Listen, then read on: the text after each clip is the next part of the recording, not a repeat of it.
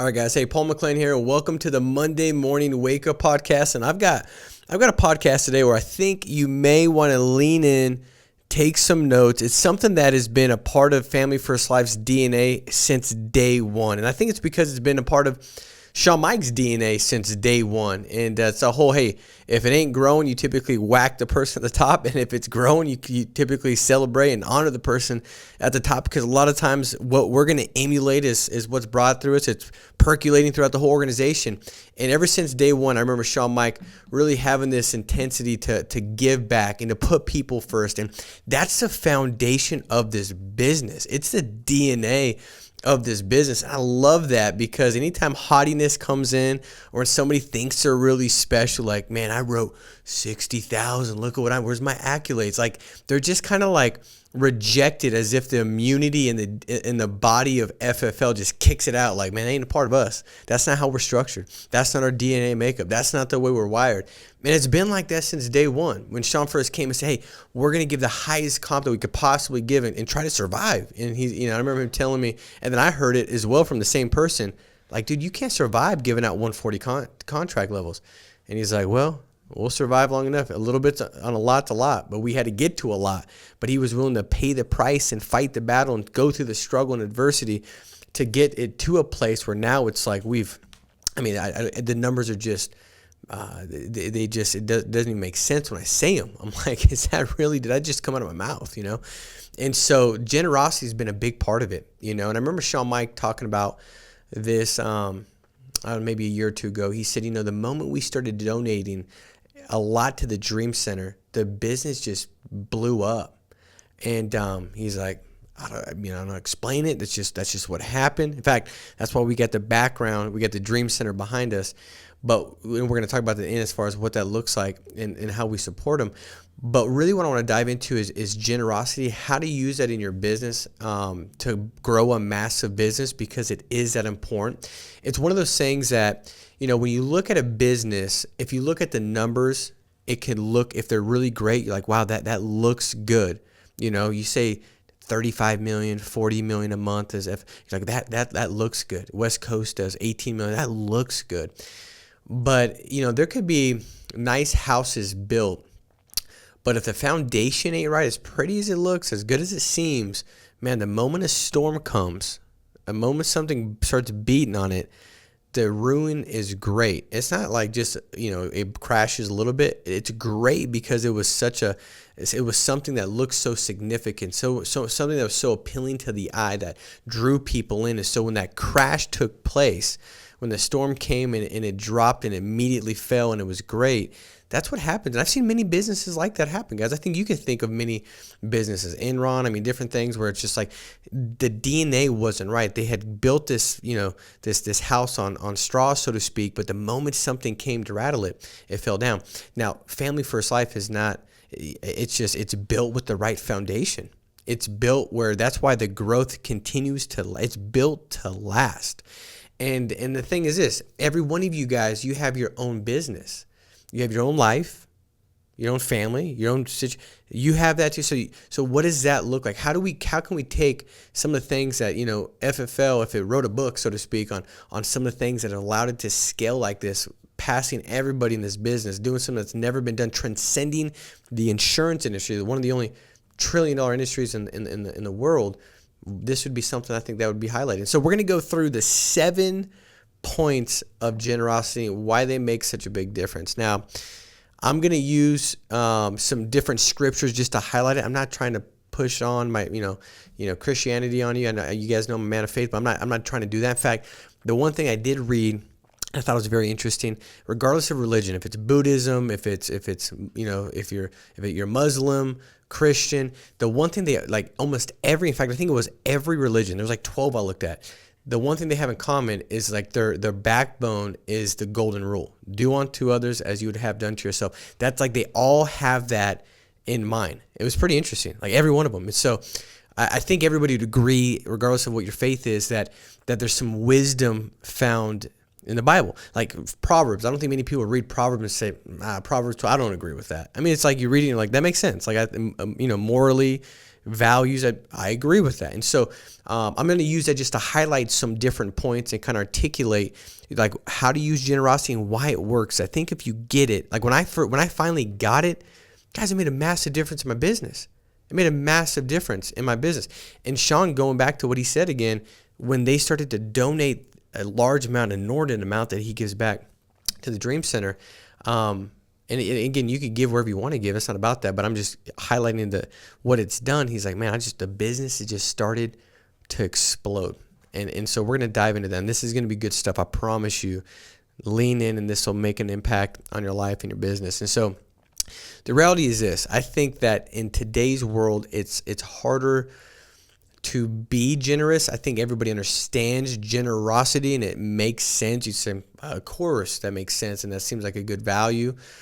But we live in kind of like this artificial world, where like everything is about status and applause and look what I'm doing. I mean, you go on, Instagram and Facebook, and it's like, everything just looks great. Everybody's got the perfect thing. And most of them, in fact, they don't. In fact, the ones that look better are just, there's more artificial layers on it. Typically, it's not as good as you think it is. I always think about how, my daughter, she was throwing the greatest fit in the world. I was talking about this last week's podcast, throwing her hands everywhere. Like, it was terrible. Like, I felt like a bad parent. I was like, I don't think I'm qualified to be a parent after the fit she threw. I mean, it was that bad. She's like 4, and it was just terrible. I was terrified.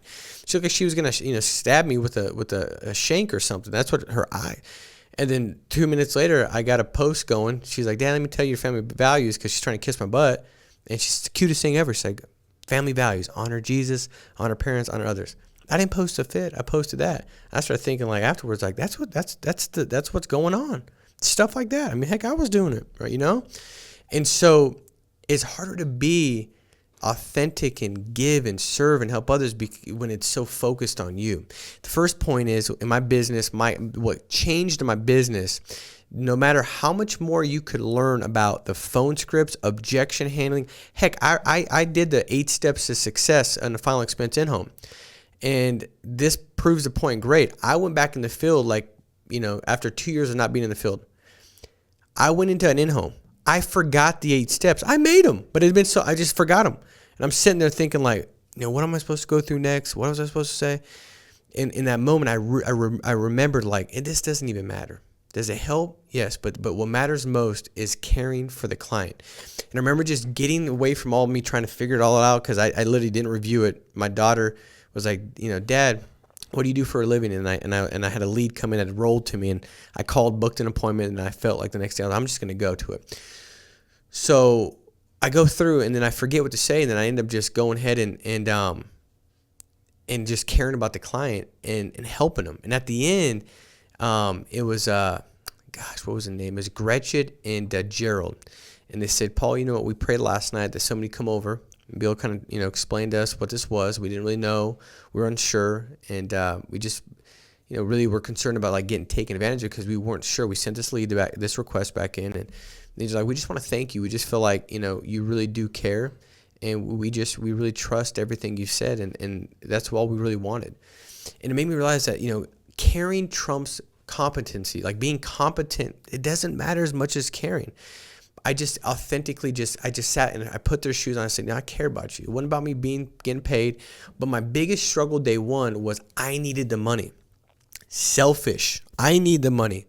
Selfless is, it ain't about me.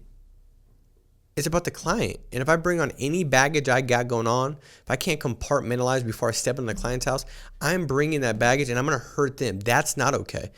And also, the crazy thing is, if I hurt them, I don't make the sale. I also get hurt, right? And so if you just care enough about other people, if you put enough other people first, you'll always be taken care of. I remember reading that quote on my desk from Zig Ziglar. It's like, that's good. If you can help enough other people get what they want, you'll always have what you want. It's one of those sayings that God created the universe to be that way. He's the creator and the maker. My opinion, I'm just that He created that way, right? And so whatever you're involved in most, if you're involved with listening to the world, so to speak, and what they talk about, like status and all that, it's hard you become consumed with that. But if you're in like good stuff, consuming good stuff, plugging into good people, reading good things about generosity and the values and how that works, it helps a lot. In fact, the other day, my daughter, She's my 5-year-old. She came in, Penelope, and she's like our little thug. Like she's rugged, like she's just different than the other girls. And my 9-year-old, she's like the compliant, like she would be a compliance officer when she gets older. A compliance officer, and maybe she teaches, school at night because she's like she's just like rule follower. So she yells, she's like, "Mom, Dad, Penelope's cussing." So at first I think like, what do you mean she's cussing? Like I think that, maybe she said a word. They think it's a cuss word, but it's not a cuss word. Like she said, "I can't find my toy ship." And they're like, "Oh, she's cussing." Like they thought it was a joke. Or I thought like maybe she said like crap and they thought it was a bad word. And I don't think crap's a bad word. So I thought that it was like that. But no, she was watching some show. She comes up. So we summon her in the room, me and my wife, like, "Penelope, get up here." And we just already think like, cause it's funny because she's just like that. She comes in and we said, "Penelope, what did you say?" And she said, "Dad, it was on a movie. I said badass." And I said, "Excuse me?" And she says it like with an accent because she watches a lot of Peppa Pig. So she got this British accent when she talks. It's the cutest thing ever. I almost didn't want it to be a bad word because I wanted her to keep saying it because it was that cute. I was like, can we make this an appropriate word in our household? Because I want to continue to hear it. I said, "Sweetie, you can't say that." She said, "Why, Dad?" I said, "It's a bad word, sweetheart. Like you just can't say it. You can't go around saying that's a badass. You can't do that." And she's like, "All right, but Dad," she said, "I love that word." I was like, "What do you mean?" She's like, "I love the word." It's just how she is. Parker finds that's a bad word that she says. She cries for, 5 hours. We got to deliver her and let her know it's okay. Don't feel shame and condemnation or guilt. But it's just consumption. She consumed that for that short period of time, and she's already like addicted to saying a cuss word. It's the same thing. We got to be plugged into the right source that gives us the right ability to know the values and how we should hold on to these truths to build our business, right? And so let's get right into it. In fact, I think that this is going to unlock a different level in your business. I just believe it will. I just think it will. It has a mind. It's unlocked in a lot of different areas of my life. In fact, the one thing I'll say is this before I get into it. I got this car that's got launch mode. All right. In case he's behind the camera, he got to experience launch mode the other day.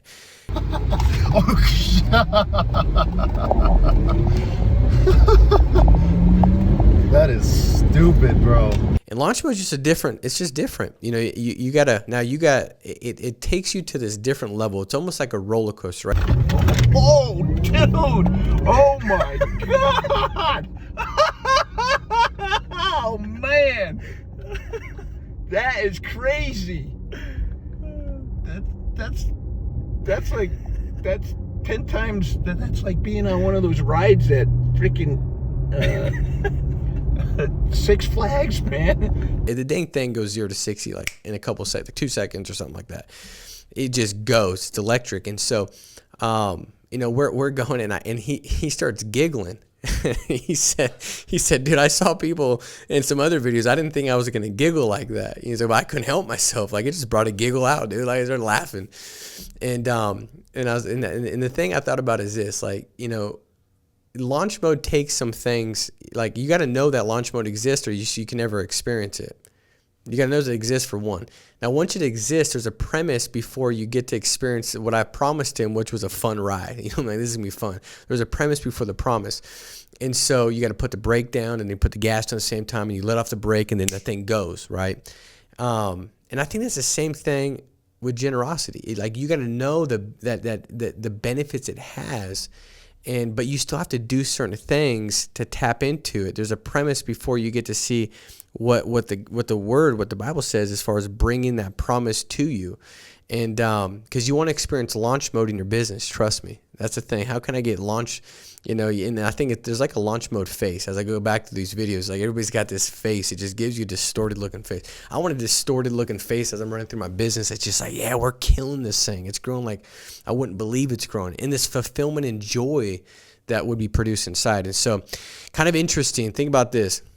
And this makes me feel smart to hit you with some stats real quick. So in the Bible, it says, but the word believe 272 times. The word pray 371 times. The word love, which obviously seems very important, right? Love conquers all. Love God, love your neighbor, like love, that important. 714 times. Think about this. It says give 2,152 times. More than anything, 2,152 times, right? And I think, why is that? Well, in my mind, like, God created everything. The word is his words, right? That's his words. It's his, him communicating. And so he's a giving God. So that's why giving's so important. He holds it at the highest level. He gave his son, right? Again, I'm not trying to get all preachy about it. That's what the word says. And so, like, the sacrifice, giving, gave it for people that, were sinning, that would keep the separation from God because he detests sin, but gave his only begotten son while people were still doing the very thing that separated and caused a lack of fellowship. He did that. So he's a giving God. So 2,152 times it's stated in the Bible. I mean, think about that. Is that important? I mean, think about the amount there. And so 7 benefits of giving. Number 1, it draws you closer to God and reveals your character, right? I think most people, that believe there's a God, they want to be closer to God. I mean, that just seems like he's the creator, like that gives you purpose, direction, fulfillment. I think everybody was born with a void in their heart if they don't have God, because he's supposed to take that void and fill it up and position himself in that, in your life, in your heart. But it draws you closer to God. It's, think about this. Whatever you invest your time, energy, effort into, it shows what's important to you. If you're exercising all the time, I mean, it's important to you. If you're just chilling, watching Netflix all the time, well, that's showing that's important to you. If you're trolling Instagram all the time, well, that's important to you. Whatever that may be, golfing all the time, that's important to you. If I'm in my business all the time, well, that's important. My business, my family, that's important. Wherever you put your time, energy, effort, resources, that's what says it's important. Now, the one thing that'll make everybody's, up their game this week is to reflect upon your calendar and think about what areas can I make better in my calendar. What areas can in fact do this? You go through and say, in my whole calendar, you audit it, and then ask yourself, is this helping me spiritually, financially, professionally, relationally, physically, your body, physical fitness? If it's not, if you can't answer yes to any of those, then that's where, if you disregard it, it's gonna cause your interest to go up in other areas that's gonna elevate your life. That's the way it'll work. And so the thing is this, like, money's not bad or evil, it's neutral. But if you love just like money and I want it, can I make more? Can I do more? Can I get more? Well, if you love money, you're gonna use people. But if you love people, you'll use money. That's how Sean started the business. He loved people. He said, well, dude, how do you know that? Well, because he didn't have to do the comp the way he did. He could have done it at 115 and been higher than everybody else. He went 145. He didn't have to do vested renewals day one because a lot of them don't even have renewals, period. The training didn't have to be free. All these things, he could have found different ways to nickel and dime, but never ever had any fee. So he put the long-term best interest of everybody first, which is a true act of love. It's giving, right? And so he's always loved people and used money to build that up. Does that make sense? So he's always loved people, and he's used money in such a way to help for the betterment of people, which has caused more money revenue to come in to continue to do the exact same thing, because God's going to bless the giver. And that's the way it works. You can't outgive God. And so that's the thing. How can you use your money, and how can you continue to love people? If you're like, am I using my money the right way? Always ask yourself, does this help show the love of people, right? Giving back comp, helping with leads, different situations. And by the way, the right people, because you only have so many, but the right people, thinking about that is important. And I think it also goes down to what has your attention. My daughter Peyton, she the other day, I don't know if it was just because of like the COVID season, it was like she wanted an animal. So she was like, wanted a hamster, and then she wanted a lizard, and then she wanted like a rat. I mean, she wanted every animal. Like, what the heck is wrong? Like and it'd be like a sales pitch. Like, Dad, I need an animal. She was bored or something. And she's like, I want a cat. Now, when she came to me and asked for a cat, it was easy. She's like, I want a cat. I said, easy answer. No. She said, what do you mean? I said, no. I said, your mom's terrified of cats. She said, what do you mean? I said, go ask your mom if she likes cats. She goes and asks her mom. And Tosh, when she grew up, there was this cat that hid in her bush by the front door. It always jump out, supposedly, and like land on her. She freaked her out. She's like PTSD. She has night terrors about cats. She's freaked out about them. So I'm like, the answer is no. Like, we can't get a cat. Your mom would freak out. She'll have nightmares and stuff. She won't be able to sleep. She'll know that the cat's lurking. It's her thing. I don't care. I had a cat growing up. She don't like cats. We don't like cats. So she's like, all right, whatever. So she leaves it alone, but then she comes back the next day. She's like, Dad, Perlay, which Perlay is the cutest one in the house because she's 3. She's the littlest one. So she pulls a Perlay card. She said, Perlay, Dad, she wants an animal to grow up with. She loves animals because she does. And she's like, it'll teach me responsibility also. I'm trying to become a responsible adult. And so she's saying all the right words. I'm like, shoot, she's starting to get my attention. And then the next night, she's like, Dad, I got a PowerPoint presentation. Can you just sit down? I'm like, on what? She said, just sit down. I'm like, all right. I never did a PowerPoint my whole high school career. I just copied somebody else's. So I was like, I'm already impressed. So we sit down, and the night before, I was wondering she wouldn't sleep. Her life was all night. She was putting together a PowerPoint presentation for like 7 hours. So me and Tosh sit down, and she's got it on the big screen, and now I'm like, I got my attention because it's like it's on a big screen TV. She put all this time, energy, and effort, and she's got these bullet points like why get a cat, why cats are great, all these things. Well, but by the time I know I'm done with the PowerPoint presentation, the next 3 days, my top Google search is cats. And by the way, the next week, guess what I bought? I bought a cat. Now, do we still have the cat? No, we had the cat for like 48 hours. My wife couldn't sleep 48 hours. We got rid of the cat. But the problem is this. It had my attention. And whatever has your attention, that's what you're going to go down. The path that has your attention is the path that you're going to put steps on. And so what has your attention? Is it people, valuing people, being generous, time, effort, energy? Because whatever has your attention, that's going to have your behavior and action and activity behind it. I love what this says. It says, wherever your treasure is, there the desires of your heart will also be. Put your money with God. It'll bring you closer to God, right? Giving back, being generous, helping out. Number 2 is this. Generosity makes you more like God. And I think that when you start having a lot of success, it's easy to think that almost think that you did it. I'm not saying you didn't put action and activity, but I know for me, it was because I was surrounded by a lot of good people.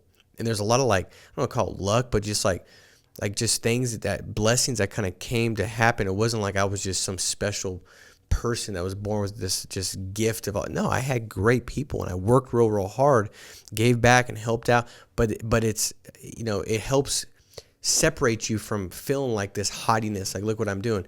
And it makes you more like God because that's the opposite of God. I mean, he came down and took a baby form in a city in Bethlehem. I mean, it's a complete opposite of this haughtiness, arrogant, fire throwing. That's not the way. That's not the heart at all. That's not the heart at all.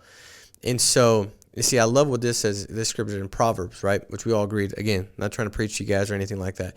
But Proverbs, it's hard to disagree with it, right? It says, some people are always greedy for more, but the godly love to give. And so some people just always want more. The greed, which leaves emptiness. It uses people, but the godly love to give. If you want to be more like God, more godly, give more. Purity is best demonstrated by generosity in Luke. Purity, right? To live that better, happier, holier life is to give more, right? I'll give you guys a quick story, which I thought was entertaining, which is why for me, and again, this is something that I kind of live by just because I believe it. And I think it articulates it pretty well. It's a story about a guy and his son going to McDonald's and looking at and getting French fries. Now, for me, it'd be more like Chick-fil-A, and I got 4 daughters, and so I related a lot in this story. But the dad buys his son some fries, and he took some fries from his son. And his son says, no, you can't have any fries. These are my fries. If you got any kids, it's like the second word they learn. It's like dad or mom, and it's mine. You know what I mean? You go to my house in the playroom, and it's like mine. They're all like, whoever say mine the loudest. You know what I mean? Like they're trying to possess. In fact, Perlay, the other day, she looked at my wife, and I was right there, and she said mine because I was giving her a kiss. I was like, she just took possession over my wife. Like, what the heck is really going on? I was like, okay, you could have her now, but she's mine after 10. But it's like, they just try to take possession. It's like mine, that greediness, like that selfish nature, right? The desire. And so the son's like, mine, these are mine, these are mine. And the father thinks three thoughts. First, he thinks, I'm the source of all your fries. I drove him here. I got him here. He would have no fries if it wasn't for me. If it wasn't for his dad, he'd have no fries. Second thing is, I can take them all away if I wanted to. I could say no more fries until after supper, no more fries until tomorrow, if he's stingy, or I can give him all the fries in the world. I could just get a dump truck and dump a bunch of fries. I'm the source of his fries. Third thing, I didn't need his fries. I have plenty of money to purchase all the fries. I just wanted to teach him, my son's unselfishness. And I read that. I'm like, that's so good, because at the end of the day, that's how I see God is. They're all his fries anyways. So if I'm greedy and malice and it's all about me, and I'm not giving back and doing that kind of stuff, I mean, at the end of the day, they're not mine in the first place. I didn't create them, right? He's the source of all the fries. He can take them away, make more of them, give more, and he doesn't need it anyways. For me, he can go get whatever he wants. And so I thought that was a good story to articulate the power of generosity and how to see it. Third thing is this: generosity cures materialism. Greed, ignorance, and hatred. Materialism is like, I think, bred in all that greed, and you're just ignorant of to buying a bunch of stuff and not realizing that it just leaves you more empty. But generosity cures materialism, and that's the tendency to get pulled in to wanting more and more and more for just yourself. Now, be clear, I'm all about financial wealth and freedom. I think, again, this is how you get there. It's like helping enough other people get what it goes back to that same exact statement. Treat others, all that stuff, it comes the same. But if you do that, then you'll get that. But most people are chasing it the wrong way, and then they're left empty inside, and also they're left with a lot less than they could have had because they don't have God blessing them because of where they're at. God blesses the giver, right? And so think about this. It says, command those who are rich. Now, when I read that, like, command those who are rich, I started thinking, like, what does that mean? And think about this. If you make over $30,000 a year, you're in the top 1% of income earners in the world.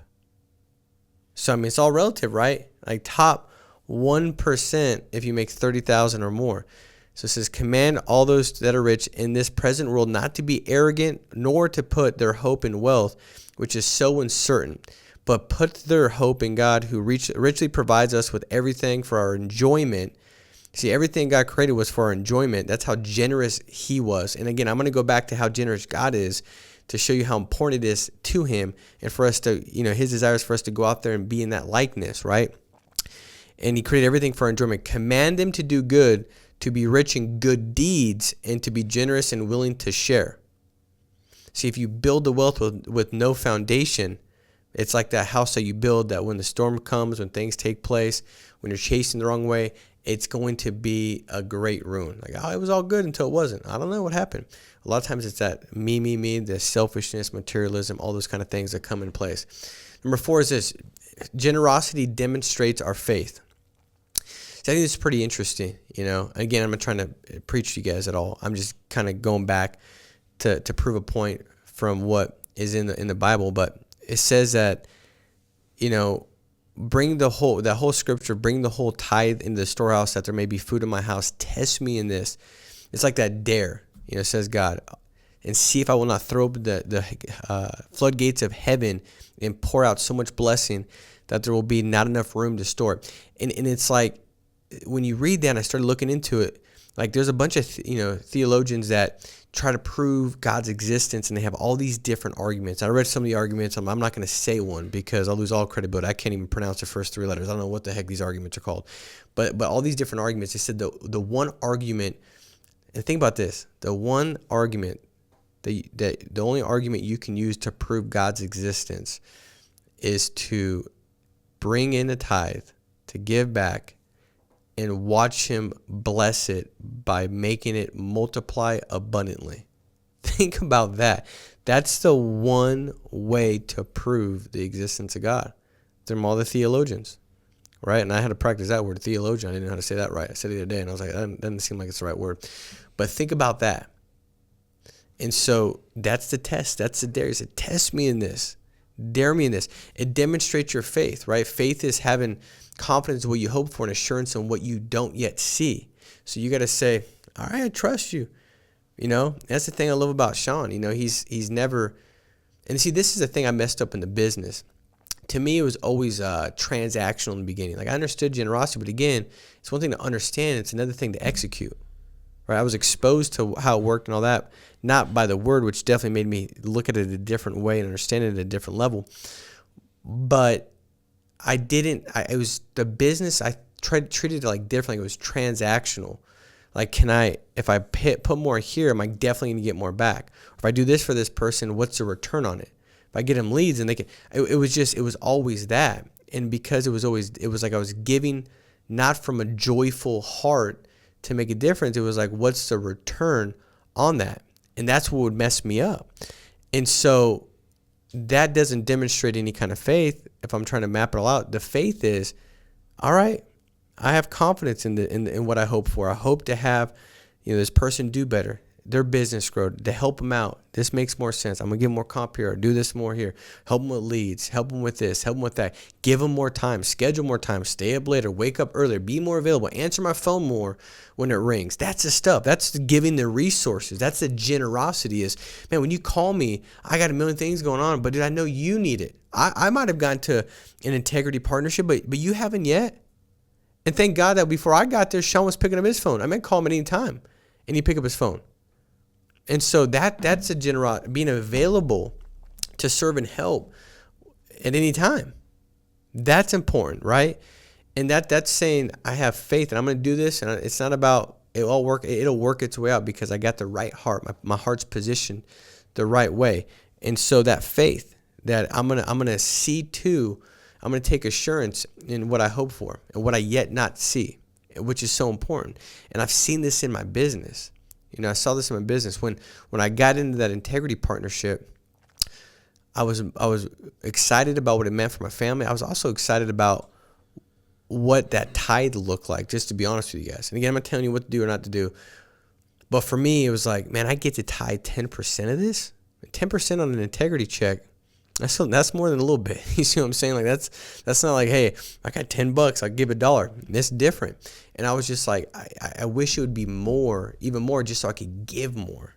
Like I was so excited what that would mean to the church and me giving back. That was one of my goals. Is like, can I tithe multiple six figures?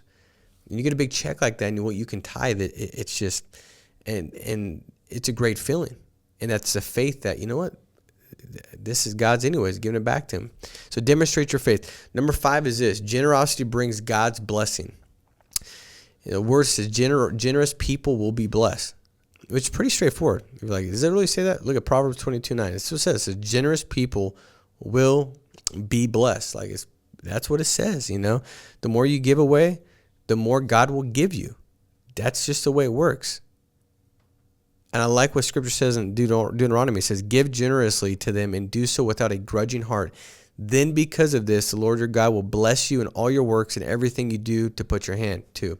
And I remember reading that scripture and being like, man, God, bless everything I put my hand to. Bless everything I put my hand to. So I was reading like the promise, like God wants to bless me, everything I put my hand to. He wants that to transpire into something greater so I could glorify him. But I forgot the first part. Back in the day, I forgot there's a premise to it. Give generously to them and do so without a grudging heart. Then, because of this, everything you put your hand to will be blessed by God. There's that premise to the story, right? And so you got to start. I started declaring it the right way once I kind of understood it. That's what it is. Number 6 is this: generosity increases my happiness.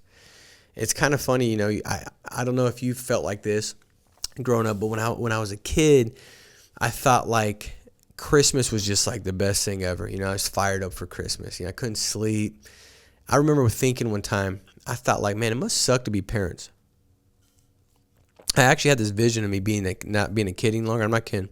And I was like depressed. Like it's going to suck when I'm not the one getting all these gifts, And then I grew up, became an adult, had some kids, And the crazy thing is now it's harder for me to sleep on Christmas Eve because I'm just so excited to give the gifts to my kids. Like I'm so excited about giving them what they've asked for, giving them their desires, giving them what they hoped for. And see, the problem is this, like, it's okay to want to receive a bunch of gifts when you're 5. The problem is a lot of times people are like 85, 75, 95, 55, and they're still the kid on Christmas. It ain't about you no more. It's not about, it's what can you now give. And a lot of times it's one of those things that seem what we think is, isn't. What we think isn't is. We think, man, it's so great to receive. It's so much better to give. I remember going to the Dream Center with my whole family around Christmas. We did the presents at the Dream Center. They have all the presents they give to the kids and stuff. And it was pretty cool. Sean's like, man, I'm going to start giving out cash, to the cars. And so we started giving out $100 bills to the cars. And to watch what it did to, watch the families respond. God, I mean, it's just absolutely it was just something that fulfills like nothing else fulfills, to see what it did for them. Sometimes it's easy to lose track of that. Like I'm not saying a couple $100 ain't a big deal, but I mean, it's not, like where the business is at, but what it was for them, it was everything. And as we just continue to give cars, that it was just like, and I give my daughters the $100 and they were going to cars and passing it out. And Parker came up and she said, Dad, I love to give. It feels so good. And how cool is that? Even at that age, as selfish as we are at that as a child, like she knew that feeling, that emotion was greater than the excitement when she's the one receiving a gift. And it's like, it was just pretty cool. And so, generosity increases your happiness. It fills you up. It's like, it's what we were created to do. We were created by a creator that values giving, as we've kind of articulated and seen. And so it's the same thing you're going to experience as you were created in that likeness, which is pretty cool. And see, there's a difference between joy and enjoy. Like I enjoy like eating good food. Man, I enjoy going and watching a basketball game. I enjoy going and watching the NFL. I enjoy that stuff. I enjoy golfing. I'm not even good at it, but I enjoy it. I enjoy those things. But my joy is not in those things. My joy is found in people. Meaning that when I get filled up and I feel that joy, that's when I'm doing an act that God's created me to do. It's just different. It's one thing to enjoy, but my joy doesn't come from what I enjoy. It's temporary, it's fleeting, it's not there permanently. So it's a lot more blessed to be a blessing than be the one that's receiving the blessing. It's just the way it is. It's more blessed to give than to receive. Number 7 is this: generosity multiplies my money. See, this is a big thing, right? So, like God's worked out the universe in such a way that when I give back and I'm generous and I'm giving to charities, whether it's a Dream Center or the churches and different things, or helping people out, paying for their payments and just helping out, being generous. Time, energy, that's giving, like that's the one thing that I love about Sean, like his energy, he gives me it. When I get, Casey had him in the office and he's like, dude, just energy. Like you feel like I don't need another Red Bull today. Like I'm good. I think I'm good. And I hope that's what I bring too. Not that I don't have negative thoughts going on, but I remember somebody, dude, you like positive Paul. I like it, dude. It's a good adjective. We'll go with that. It's better than like pissed off Paul or something like that, right? So I like positive Paul. We'll go with that one. But it's just like I hope that I have that energy where I'm given that. Like I'm called to that. You're like, he's got passion, excitement. Like, I woke up today, man. It's something to accomplish, something to do, something to give back, something to help. And I hope that's the way it should be. But God's worked it out where it'll be multiplied. It says a generous person will prosper. Whoever refreshes others will be refreshed. And see and I love what this says in Corinthians. It says you will be enriched in every way so that you can always be generous. Enriched, like being positioned to have enough, to always be generous. And when we take your gifts to those who need them, they will thank God. See, God multiplies your money. He can take what you gave and he can turn it into so much more. Like I know, like if I give God 10%, he'll take that 90% and take it way further than I could ever took with my 100%. It's the way it works. Been created like that. Sowing and reaping. It's how it is. And so these are the 7 steps to help them with generosity. This is why it works. This is why it matters. And I don't want to just leave you guys without any kind of practicality behind it all. The Dream Center Kicks for Kids. It's coming up soon. The dates are going to be popped up here on the screen. You'll see, how to go out there and donate, shoes. This is going to be a big part. Just another way to be generous and donate. You say you don't. Do you have to? No, you don't have to do. You don't have to do anything. I mean, you might have different causes to donate to, and that's fine. This isn't like a message on how to be generous only to the Dream Center. This is just about generosity in general. But I know what you're passionate about is where you should put your money and be generous, with people and different charities. I know what the Dream Center does and what it stands for. We're going to put a slide that shows their stats and how much they've given and what they do for the community with sex trafficking and homelessness and drug addiction, their programs they have. It's it's unbelievable. And so if you're looking to say, hey, man, I want to start being giving and generous. I want to try this out. Well, hey, I'm not saying test. I'm not saying it's a dare. I'm saying God says it. He says, test me in this. I dare you, right? Give it a shot. See it works. That's one way to prove if you're kind of like, I don't know about this whole God thing. Okay, I'm not trying to preach to you, but just, generosity, I think you'd be okay with that, right? I think that makes sense. I want to help people.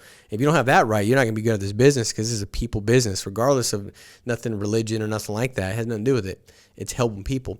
But the Dream Center Kicks for Kids, it's going to be massive. We're looking at 10,000 shoes. It's right around the corner a couple days from here. And it's going to be unbelievable to watch these kids that are on Skid Road, a lot of them that are homeless, that don't have any pairs of shoes, to come in and goes 10,000 shoes. Man, it's going to make like national news because this is just the stuff that it doesn't happen all the time, and it should. This is the stuff that should happen all the time. And heck, what better than something to make the national news than something great like this? Think about all the junk that's on the news all the time. And so, guys, I hope this stuff helps. The 7 points of generosity. I promise you, if you put generosity, and I think a lot of you already have it. I know you do. I mean, I'm kind of talking to the audience that's already, in line with the same directive. But I think that for me, it takes intentionality because it's easy to get pulled into materialism, all these different things, greed, selfishness, look at me. I mean, it's easy if it's not thought about daily. And so kind of have a daily agenda to think like, what's my give back today? What can I give and who should I give to, whether it's time, energy, effort, resources. I promise you, it'll make all the difference in the world. It'll be the DNA. It'll be the foundation of significance that just percolates throughout everybody in your sphere of influences. That'll make everybody's lives better. And in the end, you'll be better because of it. So guys, make it a massive week. Stay strong. Be steadfast. Comment also, and I forgot to say this thing in the beginning, but like it, subscribe, comment below. We're doing the drawing at the end of this, so you'll see who won for last week's drawing out of all the comments. Casey's got some thing, I don't know, algorithm. He plugs them all in, pulls it straight from YouTube. He hits go and it pops a name up, and then win $250 in lead credits. So make sure to share this. It'll make maybe a big difference to somebody that you do know. And I think everybody's more liked than not alike. You want to impact others, and maybe just a share will impact somebody this week. So guys, make it a big week. Thank you for tuning in. I appreciate you guys giving this time each Monday morning to lean in and listen. I value you and I appreciate you, and anything that you want me to talk about, maybe put in the comments, and we'll look at those. We read them, we respond to them, and we can talk about maybe something that you think is close to your heart that'll help you out, whether that's practical sales, building the business, mindset, attitude, activity, whatever that may look like. So make it a big week, guys. Thank you for joining, and we'll talk to you soon. Take care. Bye-bye.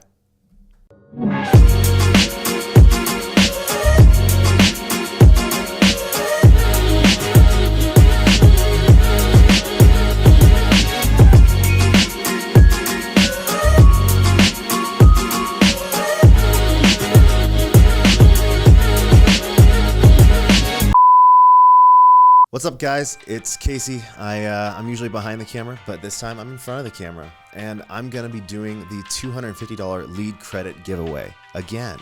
I'm going to be doing this pretty much every week, so you'll probably be seeing a lot more of me. But you know the drill, same as last week. If you commented on last week's podcast, you automatically get entered to win $250 in lead credit, which is awesome. So I'm going to click the start button. It's going to roll through the names of whoever commented, and then whoever it lands on gets $250 in lead credit. Without further ado, let's get to it.